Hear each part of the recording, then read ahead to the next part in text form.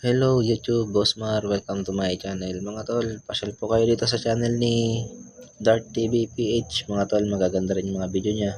At pakikalat na rin po itong video na to. At samahan niyo manood. Panoorin natin itong video ni Dart TV PH at simulan na natin. Narito na ang mga nakakatakot na video na nakunan ng kamera.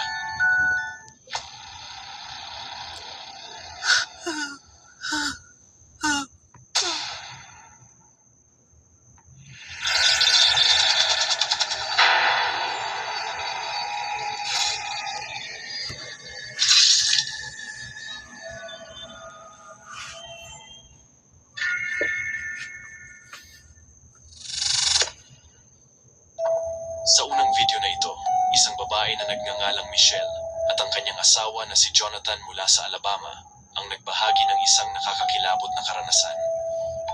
Ang kanilang bahay ay matatagpuan sa isang liblib na lugar sa Appalachian Mountains, sa hilagang bahagi ng Cumberland Plateau. Isang gabi, bigla na lamang umalingaw-ngaw ang kanilang alarm habang ang kanilang mga alagang hayop sa bukid ay tila balisang-balisa. Dahil dito, agad nilang kinuha ang kamera upang silipin kung ano ang nangyayari sa labas. Doon nila nakita ang isang maputla at tila hubad na nilalang na gumagapang palabas ng kagubatan. Isang itsurang parang hinango mismo sa horror game na The Forest. Ew. What the heck? What the heck? No. Oo nga no. Gumagapang. Pero matangkad. Malaking tao.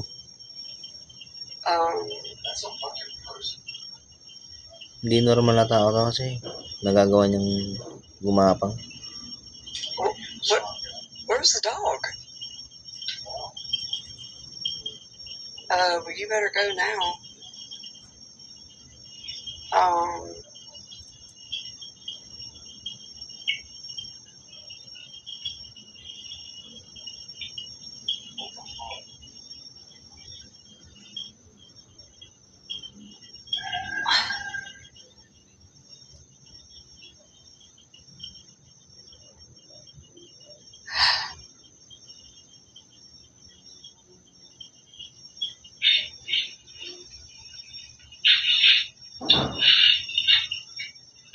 Pag nasa ganyang lugar ka talaga, dapat may baril ka rin.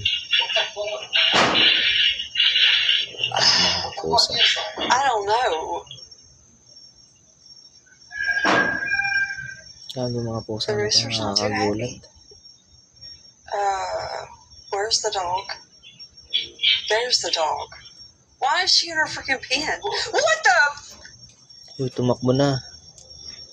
Dapat binaril niya eh. Oh my God. Ang misteryosong bigura ay lumibot sa kanilang bakuran. Wari sinusuri ang paligid.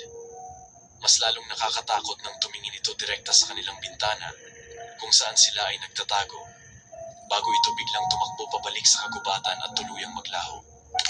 Dahil sila ay nakatira sa gitna ng kawalan, sa kabundukan ng Appalachia at sa kilos nitong parang hayop, posible kayang isa itong ligaw na tao?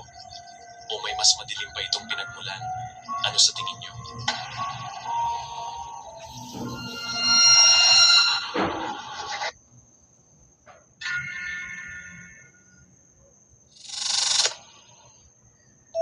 Isang babae mula sa Sarasota, Florida, na kilala sa username na Stony, ang nakaranas ng isang hindi niya malilimutang pangyayari. Isang gabi, habang papasok siya sa kanyang sasakyan, napansin niyang may mga bag ng damit na tila itinapon palabas mula sa isang donation bin. Sa una, inakala niyang may taong nasa loob ng lalagyan, kaya't nagpasya siyang mag-record. Ngunit doon niya na-discover ang isang bagay na tunay na nakakakilabot. Oo. May tao sa loob. Two bags just popped out by themselves.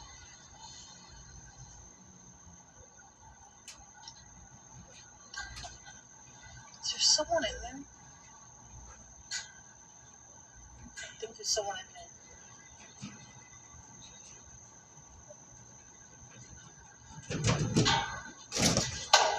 Oo.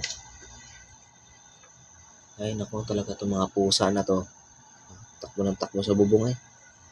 Sa video, makikitang may kamay na nagtutulak Oo palabas nga, no, ng may kamay. bag mula sa loob ng donation bin. Ngunit nang silipin niya ito, walang kahit sinong tao sa loob. Sarado Huwag at ka selyado pagkadikit ang dyan. lalagyan. Mamaya hilain ka dyan. Imposibleng may taong naroon. Dahil sa pag-aalala na baka may taong naipit o nasaktan, kumatok siya at sinuri ang loob. Ngunit wala. Walang tao. Walang bakas ng presensya.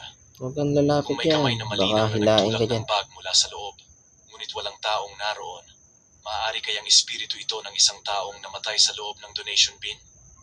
O isa lamang itong kakaibang ilusyon? Ikaw, ano sa tingin mo?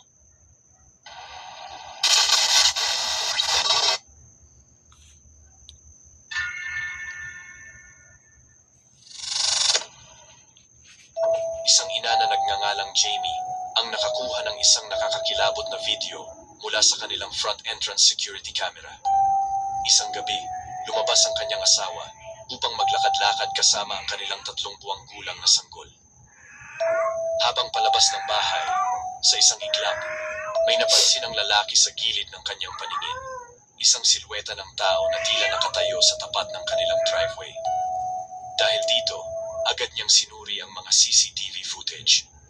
At doon niya nakita ang isang bagay na tunay na nakakakilabot. Kung ano, meron. Nawawala.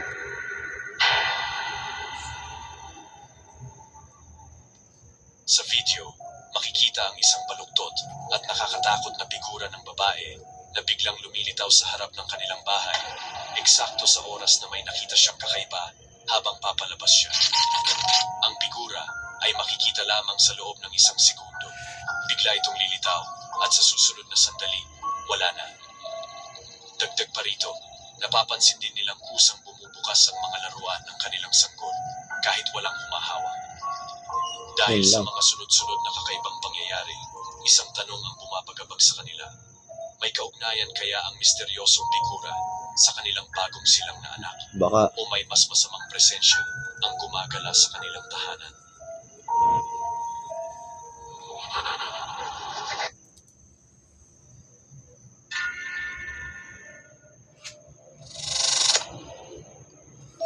Sa video namang ito, isang dalaga na nagngangalang Tessa ang nagbahagi ng isang nakakatakot na karanasan na nangyari pa noong 2017.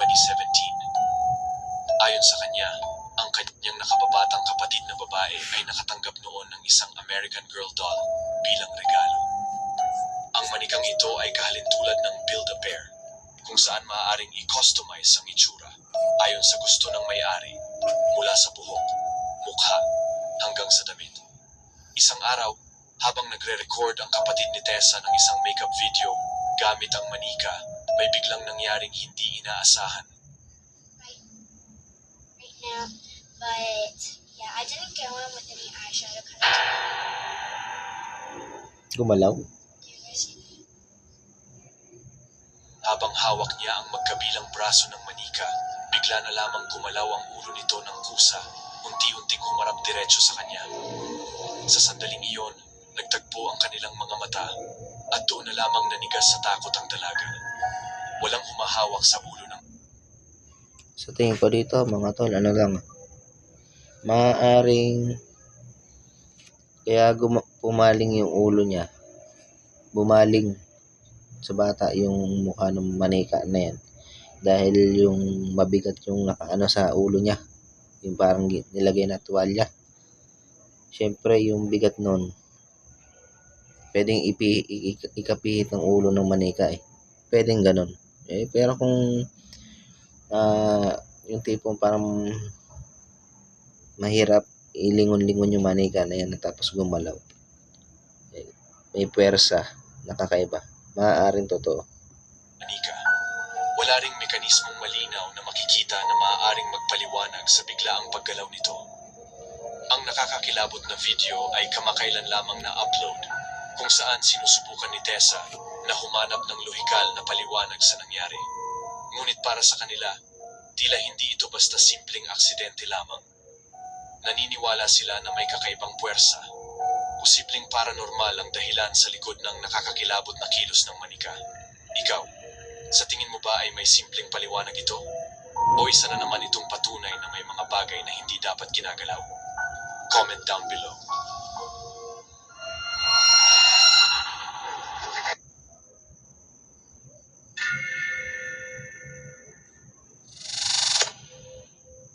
Isang grupo ng magkakaibigan ang umupa ng isang bahay para sa kanilang Easter celebration. Ngunit imbes na masaya ang kanilang simula, isang nakakatakot na karanasan ang agad nilang sinalubong. Dumating sila sa inuupahang bahay bandang 3:00 ng madaling araw. Habang nag-aayos pa lamang sila ng kanilang mga gamit, bigla silang nakarinig ng mga kakaibang tunog, mga sigaw at ungol na hindi nila maipaliwanag. Dahil sa takot at pag-uusisa, tumingin sila sa hardin ng katabing bahay. Doon nila nakita ang isang nakakatakot na figura, nakatayo sa dilim habang gumagawa ng tila demonyong tunog na lalo pang nagpataas ng tensyon sa grupo. Oo nga, no?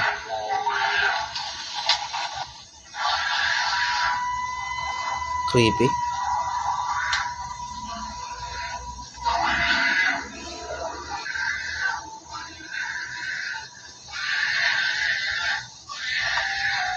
Ano yun? Yung matanda. Ayon sa kanila, ang kilos at galaw ng taong iyon ay hindi normal. Baka may sapi. Parang wala sa sarili. Dahil dito, napaisip ang magkakaibigan kung ang taong nakita nila ay inaalihan ng masamang espiritu Maaari. o kung may mas lohikal na paliwanag sa kanyang asal. Walang gustong lumapit. Walang may lakas ng loob na magsalita. Ang tanong na lamang sa kanilang isipan, ito ba ay isang kaso ng demonic possession o isa lamang nakakatakot na hindi pagkakaunawaan? Ikaw, ano sa tingin mo? Baka May may mas sapi. simpleng paliwanag ba? O may mas madilim na katotohanan sa likod nito? Comment down below. Comment daw. At iyan ang mga nakakatakot na video para sa araw na ito. Kung nagustuhan mo ang mga kwento natin ngayon, Comment kayo mga huwag tol. kalimutang mag-like, mag-comment at mag-subscribe para sa mas marami pang kababalaghan at misteryo na ating tatalakayin. I-click mo na rin ang notification bell para hindi ka mahuli sa mga susunod nating uploads. Ako si Dark TVPH at tandaan, sa mundong ito, hindi lang tayo ang naririto. Hanggang sa muli at ingat ka palagi. Pasyal po kayo sa channel niya, Dark TV PH. At pa-subscribe na rin po ng channel ko. At pakikalat na rin po. Maraming salamat sa inyo mga tol.